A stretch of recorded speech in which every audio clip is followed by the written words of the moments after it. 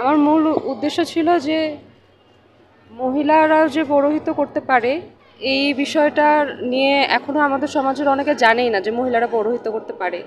তো আমি চাই যে আমার মতন আরও অনেক মেয়ে এগিয়ে আসুক। আমি কোনো ধরনের প্রতিবন্ধকতা পাইনি, বরং আমার ডিপার্টমেন্টের শিক্ষকরা সবাই, ছাত্রছাত্রীরা সবাই অনেক সহযোগিতা করেছে।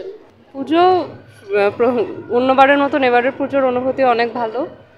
আর আশা করি আগামীতেও এরকম জমজমাটভাবে জগন্নাথ বিশ্ববিদ্যালয়ে পূজা উদযাপন হবে। বিভিন্ন এলাকার লোকই পুজো দেখতে আসেন। পরিবেশ ভালো, এবার আমরা ভালোভাবেই শান্তিপূর্ণভাবে পুজো করেছি। যে আমাদের সমাজে যে মেয়েরা পৌরোহিত্য করতে পারে এই জিনিসটা আসলে নর্মালাইজ করা উচিত, যেটা এখনো নর্মালাইজড হয়নি, বা নর্মালাইজড হয়নি বলতে আমরা জানি না আসলে যে মেয়েরা পুরোহিত হতে পারে। তো এই জন্য সব মেয়েরই এগিয়ে আসা উচিত বলে আমি মনে করি।